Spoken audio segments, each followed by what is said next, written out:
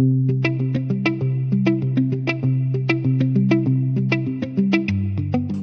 back, ladies and gentlemen, to Big Red Mining's channel, focused on discovering metals required for the clean energy revolution. Forefronting this industry with us today is the director, Rodney Stevens. Welcome back, sir.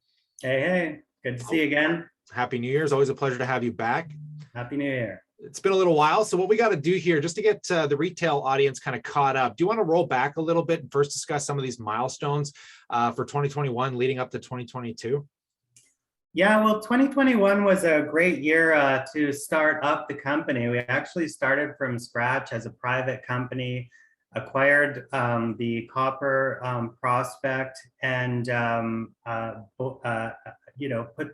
assembled the management team together.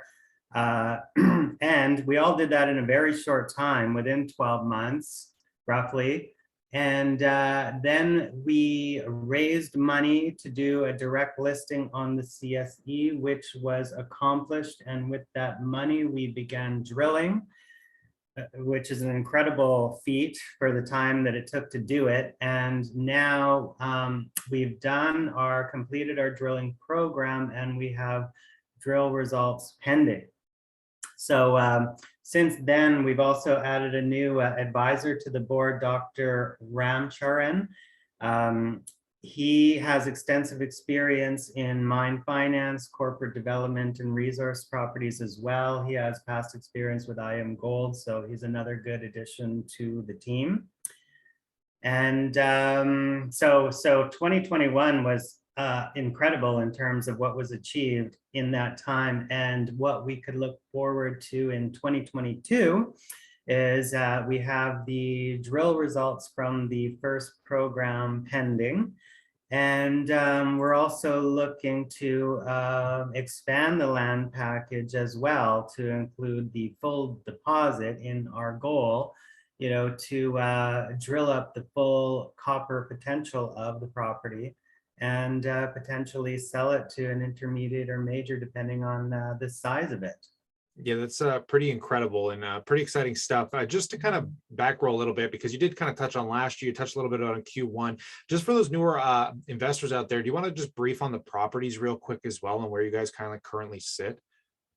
Sure. The Dobie Lake property is in Ontario, and it's accessible by highway, so it's very convenient location and access to get to. And Ontario is a very friendly mining district. And the reason why we acquired it is because there has been historic drilling on the property already. And the historic drill holes have, averaged about, 0.5% copper. But there's also some interesting high-grade areas where, subsequent to acquiring the property, we've done sampling, and those sample results have gotten over 6% copper as well. But the way we look at this property is that it's like a shear zone hosted system from the historic results. And so with a shear zone system, you do have potential for large tonnage. Since acquiring it, we have over 10 kilometers of strike length of mineralized potential within our current land package that we're also intend to expand further from here. And from that we've identified from surface and from sampling and from historic drilling. And if the mineralization is even on half the veins, or the structure down to, they could run for 800 meters at depth, you're looking at the potential for a pretty large economic mine. But we still have to drill, which we did, and hopefully those drill results, which we report coming up, will show the potential for an economic concentration of copper mineralization. And I really look forward to kind of coming back and taking a look at these drill results as they come down the wire, which I highly recommend anybody subscribe if they want to get those future updates. But before we kind of roll out here, I wouldn't mind you just kind of touching base on kind of the macroeconomic environment, just real briefly, because copper's been setting up nicely, especially considering the high demand coming out of the renewable and EV sector.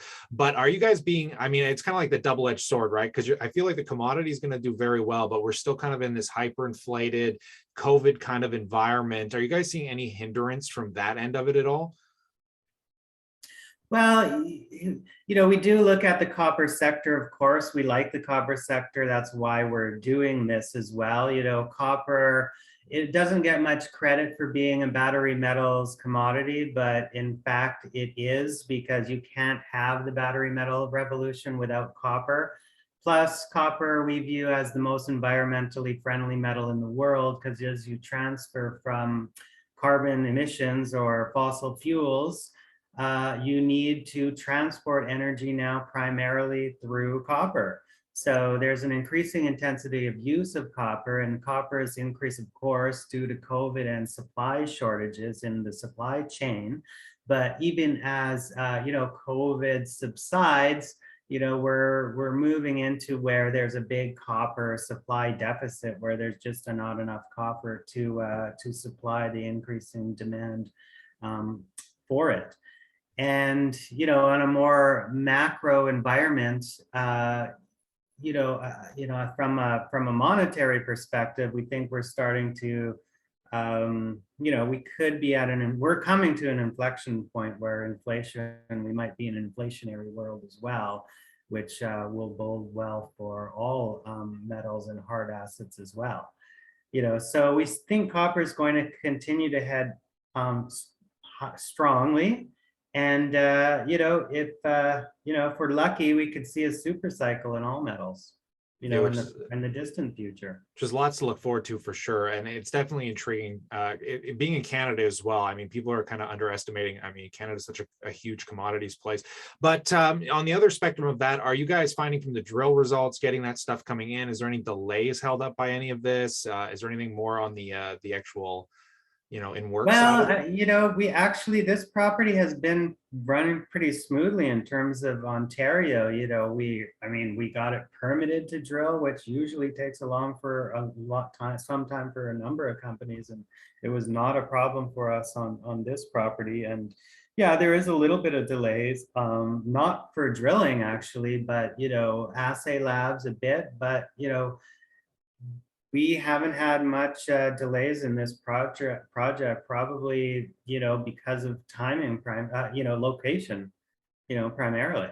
So lots to look forward to, man. I definitely appreciate these updates today, Rodney. Thanks for coming out.